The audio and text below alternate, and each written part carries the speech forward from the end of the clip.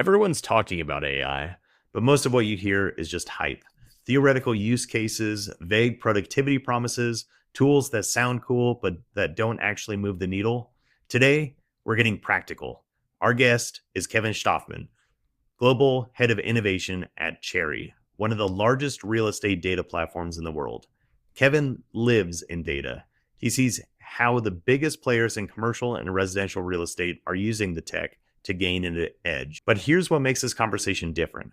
Kevin also manages his own portfolio: single family rentals, self-storage as a general partner, triple net retail as a limited partner, multiple asset classes, and no back office team. So how does he do it? AI systems that let him analyze 50 properties before he even finishes his morning coffee.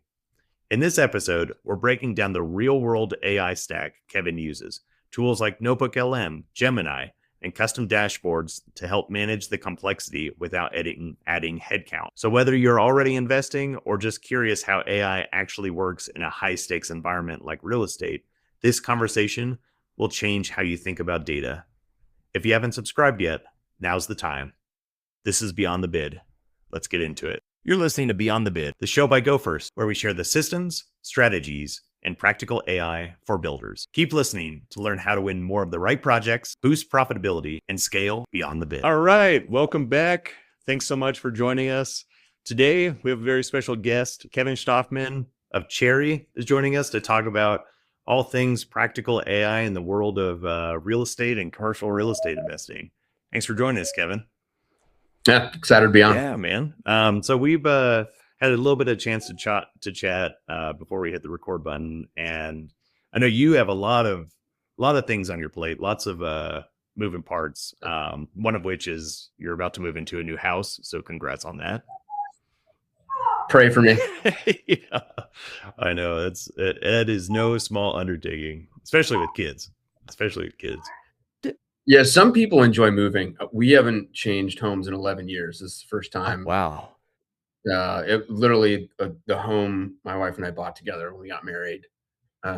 Actually, 2 months before we were married, while we were engaged, we bought this house. Amazing. And so it's like a weird goodbye. It's bittersweet, Yeah. But at some point you got to move up in the world. Absolutely. So, yeah. It is. House is one of those things that just like you have such intricate stories with it. It's crazy. Now I'll say this because we'll get to it probably later in the episode. I'm so glad I learned a lot of mistakes and how to deal with them as an owner in my own house, where you just have to deal with the problems and fix them, and the mistakes you eat yourself, and it's your own money and it's your own blood, sweat, and tears. Learning that up front, I think it saved me an order of magnitude of not just money, but just like stress. I believe it. Later becoming an investor myself. What, out of curiosity, what's one that comes to mind? So don't get pulled into a lot of subscription services that promise the world, but at the end of the day, either life is good and you're not really going to use them because there's no problems, versus when there are, you never really get what was advertised. And if you just have to fix some problems initially yourself,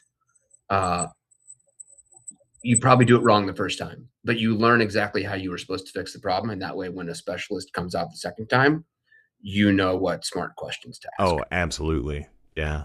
We remodeled the upstairs of this house last year, and just, it's crazy what a few hours on YouTube can teach you, so that when you do have somebody out, you know exactly like what verbiage and what types of tools to use and what to bring up in a conversation, versus, I'm sure 99% of the other houses that these guys go to, and they're just like, make my window look good, please. Like, I'm never going to know what serial numbers to use or anything like that, but I will understand to say, well, what's the shelf life on this part? Yeah. Adding in your cost and labor and delivery and time. Am I better off just replacing this appliance altogether? If I do, does that include installation? Is it you personally installing it? Is it someone from your team? How long have they been working with you? Have they had experience installing this exact type of unit? Yeah. If you're recommending a different unit, have you already measured the space so that we know that it's going to fit? Are the correct outlets in place? Like all things that are very simple questions to ask, and I know to ask now. But 11 years ago, I was that. Please make it work. Make pretty, please. Yeah, Yeah. absolutely. That's great. Um, so I guess like leading into it, you have quite the extensive career and just background in re.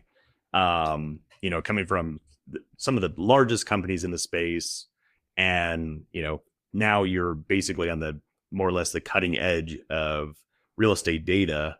What made you kind of choose or get into this path of more of the tech forward? Well, it was chosen for me Cool. initially. When I was at Morgan Stanley, so this would have been like '07 when everything was still rocking, but you could see cracks early in the real estate market. I just wanted to get promoted, so I asked my bosses what the quickest path to promotion was, and they said either get your CFA or get your MBA. And when you go for your CFA, that's typically 3 parts over 3 years. You're still working, you're studying. It's pretty tough. Versus an MBA, it takes you 18 months. You do pull away from the workforce, but you get to zone in. Absolutely. It's less stress. So I chose that, thinking it was just going to be a quicker path to promotion. I had no idea that in during my first month of grad school, like Lehman was going to crash, Oh, and that it was going to be the first. It really wasn't the first domino, but it was the first public domino that most people associate with the GFC. And then it was just boom, boom, boom, boom, boom, and the financial crisis lasted for a number of years. And so when I got out in May of 2010, like there were not going to be investment banking jobs in real estate. Like it was the trough of the real estate market. And a friend of mine happened to be basically deploying technology solutions and giving technology advice um, across multiple industries at Ernst and Young, ooh, which is now just known as EY. And as a massive accounting firm, they had a bunch of different lines of business. They could weather financial crisis. In fact, they reviewed this as an opportunity for growth. And so they were hiring a bunch of we'll call it post MBA associates to like come in and supply domain expertise and then learn the technology. So that's what I did. I just learned the technology, cool. uh, having already known some stuff about real estate. And I thought I would do it for a year and go back, but I obviously didn't. I, kept digging deeper into technology while retaining a love for real estate. And as my experience grew and my responsibilities grew, especially across geographic footprints, I began to discover that there are really only two winners in real estate. There are the folks that are massive, therefore they can survive downturns. They have the balance sheet and the wherewithal amongst a large team to, be able to adjust their capital allocation, Really? and they also have the budget to buy a bunch of data and really get a competitive advantage. So the really, really big ones can win. And then the really, really small ones can also win because they can pivot on a dime and take advantage of very, very localized efforts. And just maybe they only own 3 properties, but man, are they really great operators with those 3 properties and they're crushing the returns. It was that middle bucket that was always seemed to be like a struggle. There are exceptions. There are some people who do a great job with just 2 billion under management. They've really found a better mousetrap, but that's not normal. Um, so as I started working for all these big companies, I started to think, well, what would it be like to, eventually one day down the road have my own Yeah, portfolio? And 7 years after starting that journey, it's still very small. Uh, but it has outperformed and I'm learning a lot. And eventually that will be my life. Will just be managing my own portfolio. absolutely. Yeah. Actually, what right before the holidays, my wife and I were in Costa Rica and we're chatting with somebody who's in that position where that's all him and his wife do is manage their own portfolio. And I was just like, oh my, that is a really impressive, amazing place to be, Yeah. especially at They age. do a Yeah. lot of people, they call real estate the get rich slow scheme. Yeah. But unless you're a really, really risk tolerant ground up developer who's swinging for the fences on every deal, which there are some in there, man. Some of them have crushed it and some of them have lost everything. For the most part, a stabilized real estate portfolio buyer, um, yep, look, they're not producing hedge fund like returns, but they're just growing, growing, growing every year. Absolutely. Yeah. So that jump that you were talking about, debate or just the transition to, the full portfolio, could you possibly give us some insights into like how you use data nowadays? Just in terms Yep. of, is it a daily practice for you? Do you, is it more project based? What's your workflow? So I mean, it's both. There are some things that are daily practice just because I got value building that muscle, and now that it's built, I just keep doing Yeah. it. And that practice is just understanding what's going on in the market. So there's no shortage of market news out there. You can really get overwhelmed with all the noise. So I've curated down to a handful of news sources that I Ah, trust. I'm happy to provide some links to them to anyone who reaches out to me after the sure. podcast. There are a handful. And then as far as project based stuff, I've tried to figure out what I care about and what my investor group cares about when evaluating a deal. And, that buy box has actually gotten smaller and narrower as time's gone by instead of larger and Yeah. wider. We probably had 80 different data points we were evaluating as a group when we first started, and now it's like 18. Wow. uh, much, much Oh, smaller. Now, when it comes time to actually negotiate the particulars of an acquisition and to like set up wiring, it does expand wider again. But that initial top of funnel analysis, like you really can boil it down to certain demographic information you're going to be interested in, absolutely. certain operational metrics you can be interested in, understanding net operating income and what the potential cap rate is going to look like. It like just those very initial data points can help you decide in 30 seconds whether this deal's worth spending any time whatsoever on. Sometimes you can get overwhelmed once you're known as a group that does deploy capital. Every broker everywhere will send you deals, some great, some horrible, and most in between. And one of the best uses of AI is building your buy box and having AI do the evaluation Oh, for you. absolutely. So that once something hits your inbox, it doesn't matter if 100 of them hit your inbox. Like the AI engine will say, these are the three of the 100 where like every box is That's checked, amazing. ostensibly, if all of these things are true. Yes. So here are the three that your group should actually do real due diligence on. I love that. The other 97, here is a canned auto response. You may review the draft, send it accordingly. Thank you. This does, and that canned auto response could be a one-liner. Thanks for sending. This does not fit my buy box, and just leave it at that. Or as the time has gone on, because we value our relationships with brokers, it's actually broken down. Like, here's the criteria that you provided that didn't fit our buy Oh, box. amazing. Wow. Don't send us deals with that. Yeah. But if you get deals that are better, like, so all of a sudden, over time, relationships with deal sourcers will get better, smarter, faster, cheaper. Absolutely. Um, at least the ones that aren't 2 years out of college and following a script. The ones that are been around a while and they value the relationship, like they will take all of that information, they'll put it into their CRM, and they'll get smarter over time And too.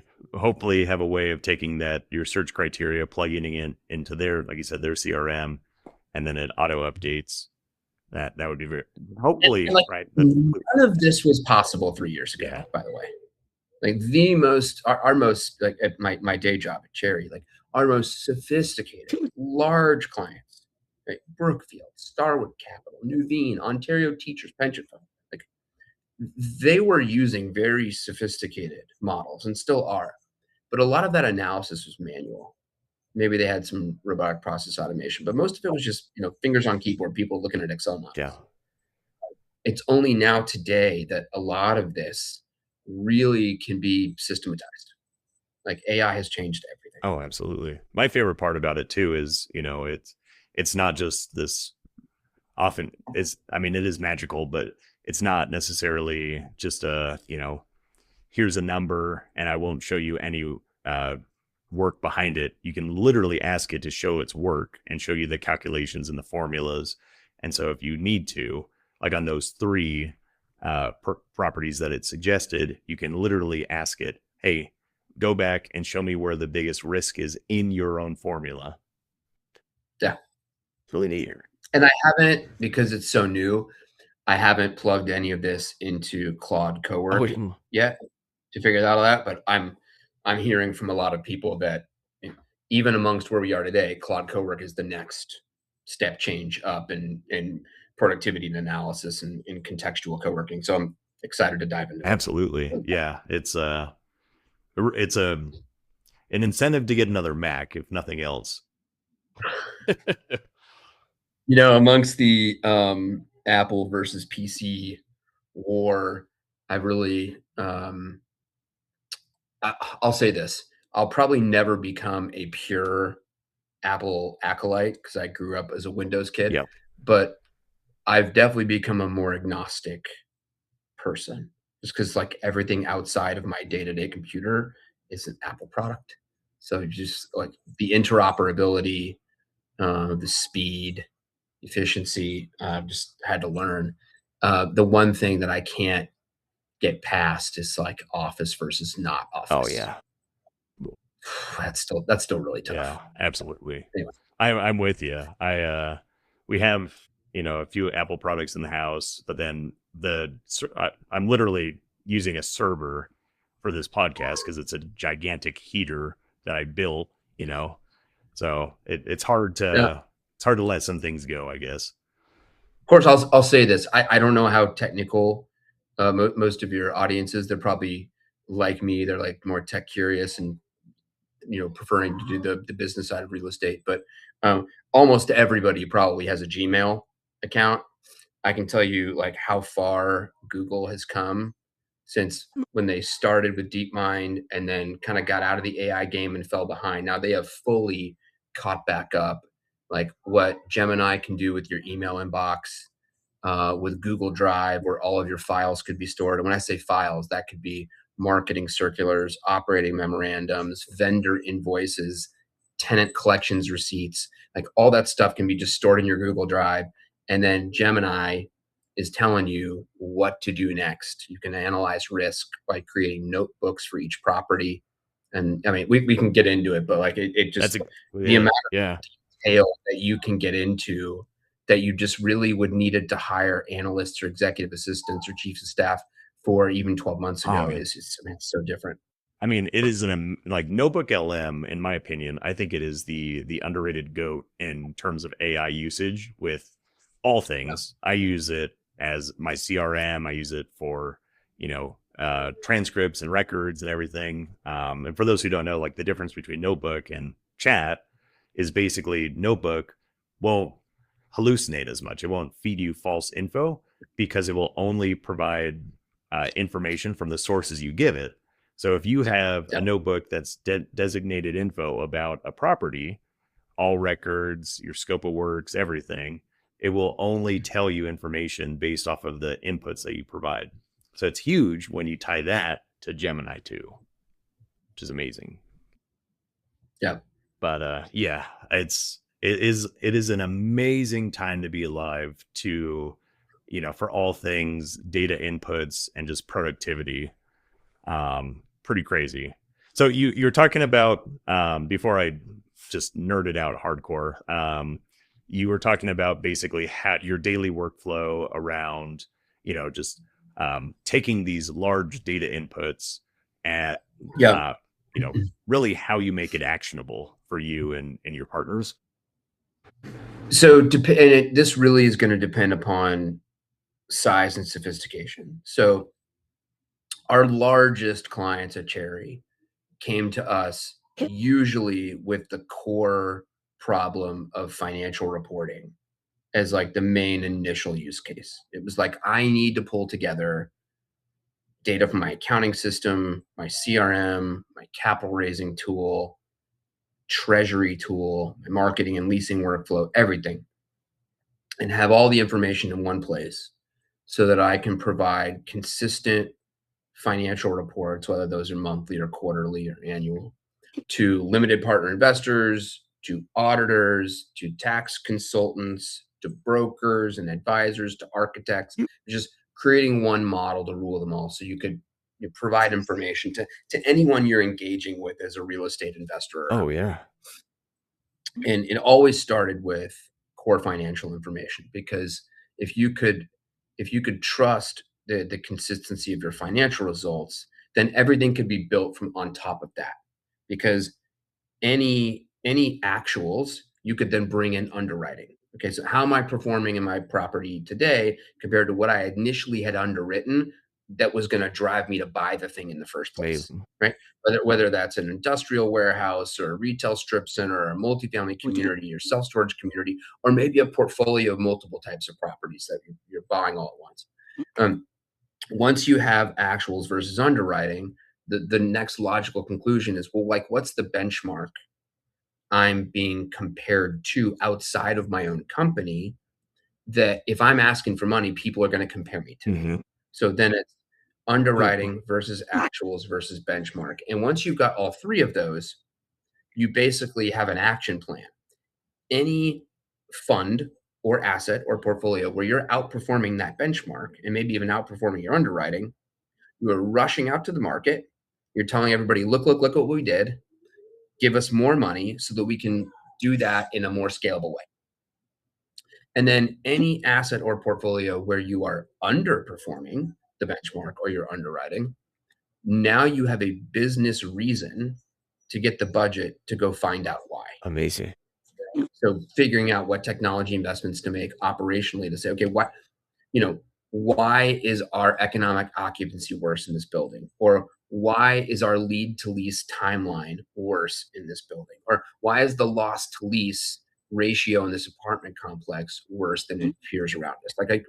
As you learn where you're outperforming or underperforming, now you can dig in That makes operationally. sense. Yeah. What As you get more information, more problems are Oh, solvable. absolutely. 100%. Oftentimes, one of the first things I'll build out for clients is just I call it like a critical 19. It's just a dashboard of metrics that get tracked every week. And it's pulling from, their finance, it's pulling from CRM, it's pulling from multiple, sometimes the construction PM tool. And it's metrics and data points that they just haven't seen before, even though they've had access to all of their data. And Yep. yeah, so it's crazy, one, what you can do with that, but oftentimes it's good enough just to see, like you said, those three standalones: the your current performance, historical performance, and benchmark performance, and seeing how your current practice is performing. Yep. It's pretty cool. Oftentimes, also doing that exercise, you'll discover what information you're not gathering day to day. Because there might be a question you would love to answer. And in your head, you might know the answer just because you've been doing this a long time and you had your gut tells you something. But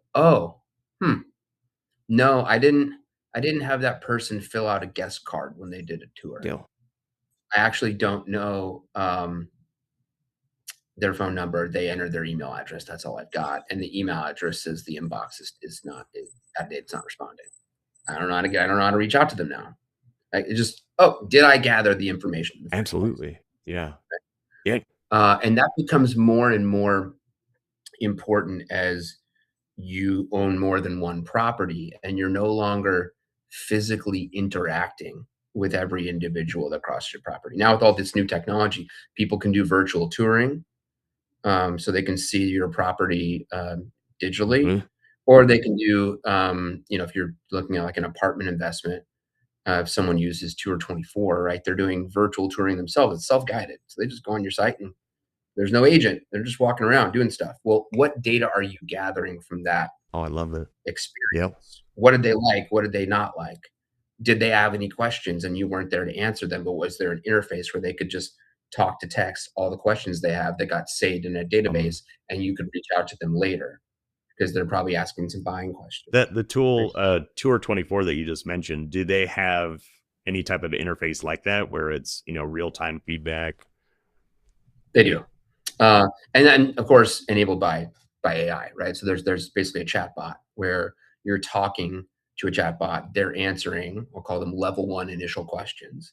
And then if you ask something that they don't have the direct answer to, that's coded for them to reach out to an individual, the individual, that's handling maybe 10 properties instead of being on site for the one, they get a notification and they can directly reach out. Odd, huh? So it's like this escalation hierarchy that's becoming so common in multifamily. And if it's happening in multifamily, like we own a self-storage property, I think that's also coming next for self-storage because it's really just a different type of measurement of units and rent in those units and maintenance of those units. The difference being that the person's not living in a self-storage building and there's probably not a lot of common amenities they might be using, but you're tracking it in unit-based income with unit-based metrics. And each individual person is renting a unit or multiple units, and you're interfacing with them just like you would an apartment Makes tenant. sense. Yeah. I love it. I honestly think that, we're slowly just, the digital world is slowly getting rid of forms as we know it and turning it more of like a conversation. Like, I think sooner or Yeah. later we'll probably see CRMs that, instead of just having static forms like role and company and, all the status or whatever, it's going to be just insights gained from conversation after conversation after conversation. Now, see this. Then I'll give you the flip side of that argument, because this move to digital everything terrifies my wife, Sure. who is an attorney, and so you kind of live and die by the existence of records that have not been Oh altered, yeah. right? Whether that's a contract or a conversation whose specific elements and wording is time stamped at a certain space. Like all of this, everything's going to be digital. Like, how are you protecting like the validity and the lineage of the data source so that you can trust it? These are all some of these questions have been solved, but many of them have Yeah. not. And there's a very lively debate on like where does convenience end in favor of governance and vice versa. And that is a great question, and I also had that same fear that she does. Even nowadays, it's like any literally anything online can be replicated in no time. And so to trust, or really to prove authenticity, it's almost impossible nowadays without that clear documentation. Yeah. It's why I was a long time ago a believer in blockchain, which went through its own winter, its own whatever they call Yep. it in the Gartner curve. It's like the trough of disillusionment, Hey, months. right? Where there's all this promise and capital floods in and they back all these startups and then all go bankrupt because the technology wasn't that great to begin with. Nowadays, you're seeing a lot of contracts be stored on chain. So you can say, well, this version of the lease agreement was digitally executed and agreed to on December 21st, 2024. This version that has been presented to you, we've run an analysis check, and here are 3 alterations that have been made with the contract. That's not right. It's this one that was timestamped Absolutely. December 21st, 2024. I think I'm hopeful that that will become kind of the standard at scale. Yeah, we do need a SSOT, or a single source of truth. Right now, that does not exist. Well, I'm sorry, it's not commonplace. We do, it does exist. Um, And that becomes like, by the way, that becomes really, really important for a lot of your listeners who are probably like in the nascent stages of building portfolios. Like when you're a team of one or two and your portfolio is 2 properties, like you probably don't have the budget for fancy legal team or mediators, arbitration. Like you really need to be able to have documents you can stand on and trust when you're negotiating with tenants or vendors or et cetera. Like, you need access to that information. And if you're spending a lot of time and money relying on third party sources to keep all that in control for you, like, that takes away from your profit. It makes it hard to grow. Absolutely. Do you have a like a tool that you prefer to work with, keeping that single source of truth? So we've switched a few times, but these days most of the like virtual meetings we have with potential tenants or vendors, we have those conversations in Gong. Oh yeah. Gong is a great video recording tool that most corporate enterprises use. We like to use it, and we always have to remind your listeners of this. When you get on the call, it's always safe to say, "Look, we have this recorder. Do we have your permission to record?" And if in the rare, there are some rare cases where they will say, "No, you cannot record." Um, okay, why not? Like, get to the bottom of it and get recorded why they don't want to be recorded.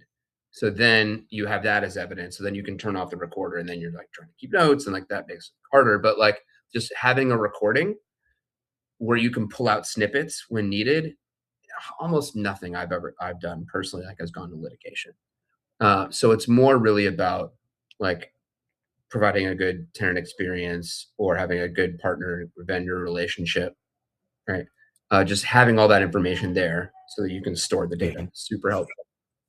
Um, Also, depending on what someone's primary email address is, if you're a um, Microsoft person and you're living in the Office suite, right? Just having SharePoint, having Copilot, getting that stuff has become so cheap. Like, you're talking about like hundreds of dollars per year Yeah. in total for those suites. Like, if you're even if you're an army of one, you can afford that. And now you have all the documents where you need it, asking questions. If you're not a Microsoft person, if you're a Google person, uh, living in Gmail and Google Drive and NotebookLM and Gemini accomplishes the same, if not more, issues. So just like having that as your baseline where you can have a repository for all of the information, whether it's coming from a tenant, a broker, a vendor, a friend, random person, right? Just having a repository to store everything, and then having a recording of every important interaction you might have with all of those parties will keep you safe. Love it. I like to end these sessions with like asking for one thing, one piece of advice or one takeaway. I think you just nailed it though. I think that is so critically important and so underutilized by so many companies. And look, I made this mistake for many, many years. Real estate is such a people business. You do a lot of stuff face to face. You meet people for meals, for drinks, you see them at conferences and events. There's a lot of networking. And so there's a lot of fun conversations that do not get recorded. And this is a muscle I've had to build. There'll be times where like I'm at an event and I'm networking with someone and we're having an important conversation, and I will stop and be like, "Hey, this is going to seem weird, but do you mind if I just like we're going to like we're talking about a particular deal? Can I just record this for my own Absolutely. memory? Because like tequila one, we're fine, but we're about to have tequila three. I'm not going to remember 80% of this conversation, all the details of this conversation. Let me record it, Had to. and it'll tell you a lot about a person because that question will throw a lot of people off. It says a lot about your ability to do business with them, how they answer that question. If they're like, you know what, no, versus just being open minded about it. Also, if why they say no is important, because when you're in that context, there can be a lot of reasons for somebody saying no. Like, hey, I'm about to give you some information about someone who's leaving a company and it's not public yet. Yeah. We just met. You seem nice, but like, I don't trust you that much. Like, there's some of that, and that's okay. So context matters, but just the ability to like record information digitally when you're in an environment that doesn't lend itself to digital recording, like coming up with ways to get good about that. It's not going to eliminate all of the work, but it will save you a bunch of headaches physically and figuratively later. Such a And you, like you said, it's a muscle. It's hard to do at first. It can get awkward, but Yeah. you know, Yeah. It took me years. Took me years. I even I bought a device called a high dock, and when I go to conferences, I'll just slide that in my pocket, and then if I'm and sometimes I'll just use the phone, right? But if I'm in a Yeah. conversation Yeah. that lasts a few hours, phone can only do so much. Yeah. But Yeah. yeah, it's such a good idea just to be able to go back and utilize those notes and that recording. Yeah. And also, people talk about other things too, like how many pets they have, where they live, all things like that, Yeah. things that just quickly escape. Oh, that reminds me. Okay, you're sending me on all these tangents, but they're great. I love it. Uh, because everything has become so digital these days, all of the analog arts seem like a underappreciated but really really important skill. Like, so when you're recording that and you realize that this person you're about to do business with, like, their dog just died and they're about to adopt a new puppy, like, just sending them like a handwritten note, like, great catching up, sorry to hear about your dog, um, you told me you were getting X dog, um, here's a little bandana or a piece of dog clothes, Right. like, put on them once you adopt them, send me a picture once you've done it, and like, you build this relationship that nobody else would have thought to do, and that's so analog. So Absolutely. we, like, can't forget the value of that in this digital world. Absolutely. That kind of reminds me of like Unreasonable Hospitality, if you haven't read that. Well, I've not, but I've heard of yeah, it. yeah. Yeah. Actually, with the restaurant you're going to tonight, you might pick up on a few things from that book. But Yeah. no, great takeaways. Absolutely. So Kevin, like I could pick your ear all day. I could pick your brain all day. Hopefully not yours, but your brain all day on this topic. But for those who want to reach out, how can they get connected? The best place is on LinkedIn. I'm not a huge social media guy, but I do spend a lot of time on LinkedIn. So just find me there. I'm an open book. Ask whatever question you'd like. I love engaging there because they've already done the filtering for me. Unlike, Instagram and X and all this other platforms, just like find me on LinkedIn. And if you want to learn more about Cherry, the real estate data warehouse that is my day job, it's just www.cherre.com. Amazing. Well, thank you so much for coming on, and it was a pleasure chatting with you today. Yeah, thanks for having me on. Absolutely. Bye-bye. Look, my entire mission with this series is to see talented builders and business owners stop getting run over by operational chaos and to actually start building the business they deserve. If this episode gave you even one tool or 1% of a tool to fight back, please share it with a fellow builder. Help me spread the word. That is all I ask. So make sure you subscribe so you're ready for the next one. Until then, systems scale your success.